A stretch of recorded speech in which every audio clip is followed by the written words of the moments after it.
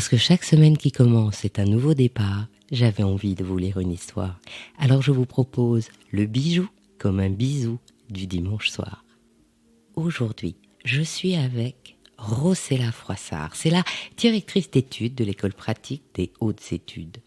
Et elle est aussi commissaire de la nouvelle exposition Un art nouveau, métamorphose du bijou 1880-1914, qui va s'ouvrir dès le 1er juin à l'école des arts joailliers.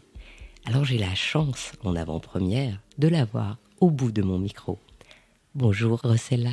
Bonjour Anne. On va commencer par parler, si vous voulez bien, de l'art nouveau. C'était quoi cette époque ? Il faut d'abord préciser la chronologie de ce mouvement. La chronologie est extrêmement courte.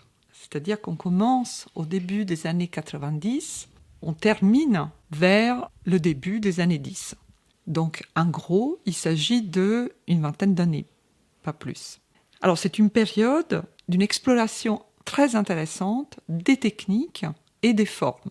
En fait, elle suit un intérêt très développé pour le passé artistique, qui sont les cathédrales du Moyen-Âge, la Renaissance, la période classique, le XVIIe siècle, mais aussi le XVIIIe siècle, qui vient d'être redécouvert à partir des années 1860-1870.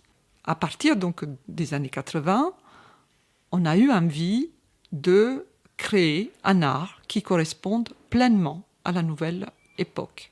Alors, qu'est-ce que c'était cette nouvelle époque ? C'était une époque qui voyait la diffusion de la mécanisation de la fabrication des choses, des objets, qui voyait aussi un élargissement incroyable de la clientèle. Il faut penser donc à l'ouverture, par exemple, des grands magasins, aussi au développement de la bourgeoisie, qui devenait assez aisée pour pouvoir se permettre l'achat de biens de consommation, si on peut dire. Et donc, c'était une nouvelle époque qui demandait un nouvel art. Alors des artistes, à partir des années 80, ont décidé de chercher des nouvelles formes qui soient donc en adéquation avec les nouveaux besoins. Les artistes avaient envie d'être avec leur époque. Alors soit ils ont eu le désir de revenir à des métiers qui permettaient la fabrication d'objets uniques d'une grande valeur, soit ils ont pensé qu'il était nécessaire de s'adapter en fait à la machine pour fournir des modèles et de cette manière avoir des formes nouvelles qui soient adaptées à une consommation plus large. Donc l'art nouveau correspond en fait à ces deux désirs. Le premier désir est de créer des nouvelles formes avec des matériaux nouveaux qui soient fabriqués à la main ou travaillés à la machine. Et la deuxième désir aussi des artistes était d'élargir finalement leur clientèle de manière aussi à pouvoir vivre plus facilement et aussi à avoir diffusé plus largement leur création. Mais pour moi, vous voyez, l'art nouveau, c'est le style nouille, donc des choses très arabesques, tout ça. Est-ce qu'il y avait vraiment à l'époque une clientèle qui avait envie de porter ça ? Est-ce que c'était vraiment tout le monde, comme vous dites, qui avait envie de porter ces nouvelles formes qui semblaient quand même très étranges ? Alors, l'art nouveau est un mouvement qui est très diversifié. Chaque pays, en fait, mène sa recherche esthétique. Alors, ce style, effectivement, qui est caractérisé par les arabesques, par les courbes, par des lignes très fluides, est très caractéristique de la Belgique et de la France, des pays latins, en fait de l'Espagne, une partie de l'Italie, mais la partie en fait germanique de l'Europe, y compris donc l'Empire austro-hongrois, est plutôt adepte d'un style beaucoup plus linéaire et géométrique. Donc en fait, on ne peut pas identifier l'art nouveau uniquement avec l'arabesque. Il faut aussi dire donc que cette idée donc d'arabesque, de courbe, de lignes fluides, correspondait aussi à une culture visuelle de l'époque qui était très diffuse et qui était liée en fait à la nature, à l'observation de la nature, et en particulier à l'observation donc de la croissance des plantes, à la sève, donc qui porte une énergie vitale et qui se manifeste justement par l'arabesque. Donc cette dépense d'énergie qui se traduit par l'arabesque était finalement très appréciée. Il faut penser par exemple aux danses de l'Aloy Fuller, donc cette danseuse américaine qui vient à Paris, qui introduit une nouvelle danse totalement originale, qui s'inspire justement de la fleur, de la flamme, avec des grands voiles qui imitent justement la croissance des fleurs. Cette culture visuelle liée à la danse de l'Aloy Fuller était très diffusée. Donc il n'y avait pas vraiment de rejet à l'époque pour, disons, une vision de l'arabesque ou de la ligne courbe. Le rejet est venu en fait un peu plus tard, à partir des années 1905-1910, quand ces formes se sont tellement répandues et se sont tellement vulgarisées que voilà, on en a eu assez finalement. À notre époque, où les jeunes ont été élevés avec Harry Potter, il y a vraiment tout un ensemble de personnes qui aiment la magie. Et je crois justement que dans l'art nouveau, peut-être pas pour les mêmes raisons, mais il y avait aussi cette attraction pour quelque chose d'un peu mystérieux, un peu magique, avec des sortes de fées, avec des chauves-souris. Exactement. C'est effectivement l'une des thématiques aussi de l'exposition. L'art nouveau est un mouvement qui suit les contours aussi d'un autre mouvement artistique qui est beaucoup plus large, qui est le symbolisme. Et donc, dans le symbolisme, il y a un courant qu'on appelle le symbolisme noir et qui correspond justement à cette culture visuelle liée au mystère, à la magie, effectivement, à quelque chose qui va au-delà des apparences et qui parfois fait partie du démoniaque. Et donc il faut penser à des romans comme ceux par exemple de Huysmans, à rebours, qui racontent donc les vicissitudes d'un dandy qui s'enferme dans une maison, un banlieue, et qui est sujet à des maladies imaginaires et qui vit dans l'admiration des aquarelles de Gustave Moreau, donc du peintre qui a peint donc la vision de la décollation de Saint-Jean-Baptiste, ou de Odilon Redon, donc un autre grand symboliste de l'époque. Donc effectivement, tout cet imaginaire lié à une sorte de romantisme noir est très très commun et très répandu pendant l'Art Nouveau. Et dans ces symboles, il y a à la jonction de ce symbolisme noir et à la jonction de la nature, des symboles qui sont un peu forts et qui, je crois, changent, comme par exemple la chauve-souris. C'est, je crois, une autre image, un autre symbole de la femme et peut-être un symbole même saphique. Oui, alors c'était effectivement l'une des obsessions de l'époque. Les amours saphiques sont très présentes dans le bijou parce que c'est un objet hautement symbolique. C'est un cadeau que les personnes s'offrent. C'est un cadeau qui est lié à l'amour, bien évidemment. Donc effectivement, il y a ces symboles qui peuvent être saphiques, comme la chauve-souris, mais il y a aussi des choses encore plus explicite. Par exemple, il n'est pas dans l'exposition, mais une œuvre de Lalique, qui est une sorte de plaque, un galalite, donc une sorte d'imitation d'ivoire, qui reprend une sorte de thème rodinien, donc qui vient de Rodin, avec une chute infernale de femmes qui sont enlacées les unes aux autres. Et donc effectivement, ça reprend un peu cette obsession qui évidemment était masculine, des femmes libérées, parce que il faut aussi préciser donc que la fin du siècle est aussi une période de grande libération de la femme, où les femmes commencent à avoir un pouvoir qu'elles n'avaient jamais eu auparavant. Il faut penser aussi à ce qu'on appelait les grandes cocottes, qui dictaient un peu la loi et qui parfois cultivaient justement ces amours saphiques. Et donc effectivement, ce thème de l'amour lesbien est extrêmement présent, donc dans l'Art Nouveau et dans le bijou en particulier.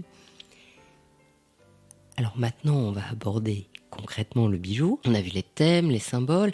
Il y a par exemple des bijoux qu'on porte plus vraiment, comme les épingles pour les chignons. Effectivement, le bijou est lié à la parure, au costume, à une certaine posture aussi de la femme. Les épingles à chapeau ou à chignon, effectivement, ne sont plus du tout aujourd'hui à la mode. Mais à l'époque, on portait donc une chevelure qu'on voulait abondante, nouée en haut de la tête, donc avec un grand chignon. L'épingle pour les cheveux était effectivement aussi un signe de beauté, parce que ça voulait dire qu'on avait une grande chevelure. Ces peignes sont magnifiques parce qu'ils sont inspirés aussi beaucoup de la mode japonaise. Donc le peigne était véritablement un objet d'art au Japon. Ces objets, en France, ils arrivent dans les années 60-70. Et il y a une grande recherche artistique sur le peigne. Hokusai, par exemple, dessine tout un album de peignes au décor complètement extravagant, avec des vagues, des paysages, par exemple, des choses qu'on n'avait jamais vues pour les peignes. Donc ça devient effectivement un objet d'art à part entière. Il y a d'autres bijoux qui sont typiques de l'époque, comme par exemple les plaques de cou. Ces plaques de cou sont des bijoux de forme rectangulaire qu'on mettait à même le cou et qui supposent d'avoir un beau décolleté. Il y avait aussi les devants de corsage, des bijoux extrêmement riches, très théâtraux, qui couvraient toute la partie intérieure de la poitrine et qui s'inspirait en fait du mode qui venait aussi du XVIIIe siècle, avec ces corsages très centrés, qu'on ait l'usage du bustier. Voilà. Alors reprenons-les. Dans l'exposition, quel est le peigne que vous trouvez le plus joli ? Alors, j'ai une préférence pour le peigne de Folot, donc l'un des deux peignes qui sont exposés donc, dans la dernière section de l'exposition, donc la partie abstraction, stylisation. Et donc ce peigne représente des fleurs de datura. C'est un peigne en corne qui est un matériau pas du tout noble, qui est travaillé de telle manière qu'il devient vraiment quelque chose de précieux parce qu'il est totalement translucide, d'un grand raffinement dans le relief. Les pistilles donc sont en diamant, un petit détail qui rappelle qu'il s'agit bien d'un bijou. Ce qui m'intéresse dans ce bijou, donc il est déjà assez tardif parce qu'il date de 1905. C'est une période pendant laquelle on revient à la nature, mais de manière plus simple, plus stylisée. Donc les daturas sont suggérées, elles sont très linéaires. Néanmoins, ce bijou reste lié au symbolisme parce que les daturas étaient une fleur vénéneuse, donc très chère en fait aux symbolistes. C'était une sorte de drogue. Elle provoquait des hallucinations. Elle faisait donc que la personne ne comprenait plus du tout où elle se trouvait. Elle faisait des choses totalement irrationnelles dont elle ne se rappelait plus, donc elle faisait perdre la mémoire. Donc souvent, elle est associée à la femme, à la beauté de la femme et finalement donc à ce côté vénéneux de la femme qui est typique de l'esthétique symboliste. C'est-à-dire que la femme qui portait ce peigne, elle disait en fait qu'elle était une super méga vampe et qu'elle allait enchanter et droguer les hommes tellement elle était belle et qu'il ne pourrait plus se passer d'elle, c'est ça ? Exactement. Et donc au musée Lalique à Bingen-sur-Moder, que j'invite vraiment à visiter parce que c'est une pure merveille. Donc il y a beaucoup d'objets, donc, entre autres donc, toute une section de bijoux de Lalique qui sont absolument extraordinaires, et aussi donc, de verreries de Lalique. Il y a aussi une grande broche de femme au datura, en émail absolument spectaculaire. Malheureusement, on n'a pas pu la voir parce qu'elle est exposée. C'est un profil de femme vénéneuse avec des daturas dans les cheveux. Alors maintenant, dans les plaques de cou, dans l'exposition, laquelle vous allez nous décrire ? Alors, il y a une plaque de cou datura, pour le coup, mais je ne viendrai pas à tous les daturas. Les plaques de cou, nous les avons rangées dans la partie stylisation. Parce que donc, ces plaques de cou demandent une géométrisation du dessin. Dans une des dernières vitrines de l'exposition, vous verrez 3 plaques de cou, dont donc les daturas de Lalique, et 2 autres plaques de cou qui sont ornées de fleurs imaginaires, qui sont extrêmement stylisées et qui sont décorées par des opales et des pierres de lune, des pierres donc typiquement Art Nouveau. Donc ce qui est intéressant dans ces plaques de cou, c'est que la forme finalement rectangulaire exige une stylisation extrême du dessin, au point en fait qu'on ne reconnaît plus ou du moins difficilement le sujet représenté. Dans ces opales et ces pierres de lune qui effectivement sont très utilisées dans l'Art Nouveau, est-ce que c'est encore une fois une référence à la féminité noire ou vampe ? Alors pour l'opale, je dirais que c'est effectivement bien possible. Dans l'un des traités qui ont marqué les bijoutiers Art Nouveau, sur la symbolique des pierres précieuses, l'opale signifie la versatilité, donc le changement, parce que c'est une pierre qui change de couleur, et c'est une pierre qui est infiltrée d'humidité et d'eau, qui change de teinte suivant l'environnement, et donc c'est associé facilement donc, à la femme et à sa mobilité d'esprit. Alors maintenant, les devants de corsage. Alors, nous n'avons pas de devant de corsage. Pour la bonne raison que donc, les devants de corsage, en fait, à l'époque, étaient plutôt le fait, en fait, des grands joailliers, et donc étaient des bijoux extrêmement voyants, avec des pierres très précieuses, donc un diamant surtout, ou des perles, beaucoup, qui n'ont pas été vraiment des créations typiques de l'Art Nouveau. Ce sont des créations de l'époque, mais de la joaillerie plus classique. Alors, est-ce que vous pouvez nous décrire, je ne sais pas, votre bijou ou votre pièce préférée? J'en ai beaucoup trop, mais je vais donc rester sobre. Et donc je vais rester sur le premier bijou qui était présenté dans une vitrine, un majesté avec un pichet. J'ai souhaité donc exposer ces deux objets ensemble parce qu'ils se répondent et ils s'opposent en même temps. Le bijou est de René Lalique, qui est donc l'une des grandes figures de la bijouterie de l'Art Nouveau. Et c'est un bijou très significatif de toute l'esthétique de l'Art Nouveau. Il est en verre, donc dans un matériau très peu précieux, et en émail, aussi un matériau qui n'est pas très, très précieux. Il est donc encadré par toute une composition végétale en argent doré. Donc le bijou en lui-même a une valeur vénale relativement modeste. Mais le bijou est très précieux pour l'invention de l'artiste. Il représente une nymphe endormie et un faune qui essaie de l'étreindre. Donc c'est un sujet qui était très commun à l'époque. Donc le sujet est tout à fait classique, mais il est traité d'une manière totalement nouvelle. Les deux figures sculptées, taillées dans le verre vert, très beau verre, très profond, qui est entouré d'émail miroitant, donc qui laisse imaginer en fait une étendue d'eau. Et puis donc le couple enlacé est entouré dans un buisson très finement ciselé. Donc là, nous avons toutes les techniques de l'Art Nouveau, c'est-à-dire la ciselure, qui est très importante, qui dit la maîtrise du métal par le bijoutier, puis la taille du verre. Donc c'est déjà la période dans laquelle Lalique s'intéresse au verre et commence à expérimenter les formes qu'il est possible d'obtenir donc du verre, et donc la forme aussi du bracelet. Donc alors le bracelet, c'est un bijou qui n'est pas extrêmement répandu à l'époque, ce n'est pas vraiment le bijou le plus commun, c'est un bijou assez rare finalement pour l'époque. Il est composé par une alternance de composition végétale et d'émail qui suggère un glow, donc avec cette composition centrale du faune et de la nymphe. Alors, à côté, il y a ce pichet de Jules Desbois, qui est un sculpteur, lui aussi grand admirateur de Rodin, et il travaillait aussi dans l'atelier de Rodin. Le pichet représente des faunesses. Donc c'est le même sujet classique, représenté dans un goût très libre. Donc ce sont des faunesses qui dansent. Et donc là, effectivement, ça peut aussi faire référence à un sujet saphique. Et donc ces faunesses dansent de manière très très libre sous la panse du pichet, qui est lui-même un étain. Donc encore une fois, un matériau très modeste, mais qui prend toute sa valeur par le travail de l'artiste. Alors, vous nous avez décrit vos deux pièces préférées, dont un bijou. À votre avis, quel serait le bijou le plus waouh de l'exposition? J'aurais donc une préférence pour le bijou de l'affiche. C'est un bijou que nous avons choisi parce qu'il est très représentatif, non seulement de l'esthétique Art Nouveau, mais aussi de l'industrie du bijou à l'époque de l'Art Nouveau. Les deux auteurs du bijou sont Georges Fouquet et Charles Desrosiers. Alors, nous n'avons pas la signature de Charles Desrosiers, mais on suppose fortement que ce soit lui donc, qui s'est occupé de la composition du bijou et du travail des matériaux.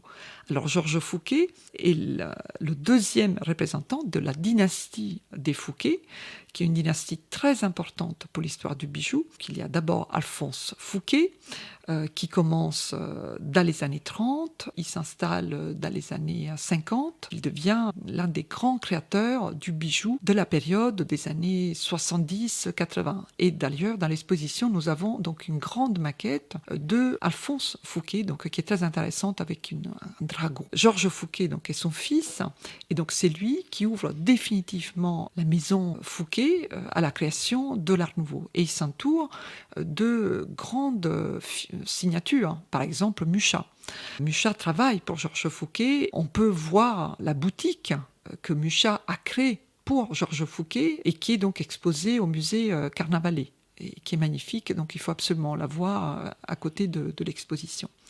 Alors ce bijou donc, représente une nymphe. Nous sommes toujours dans un sujet classique, une nymphe de profil avec une sorte de coiffure ailée, donc se termine dans une courbe qui finit par une algue. Le profil de la nymphe se reflète dans un miroir d'eau qui est composé d'une mosaïque d'opale. Le bijou est remarquable à plusieurs titres. D'abord, le profil de la nymphe est très finement ciselé et magnifiquement sculpté, donc dans un relief très délicat. Les ailerons de la nymphe, donc, qui suggèrent plutôt une naïade, sont un émail translucide avec des paillons qui le rendent encore plus précieux. Un émail translucide à jour. On peut faire passer la lumière à travers, donc comme dans un vitrail. Cette coiffure continue par des diamants et de l'émail se termine par une algue verte.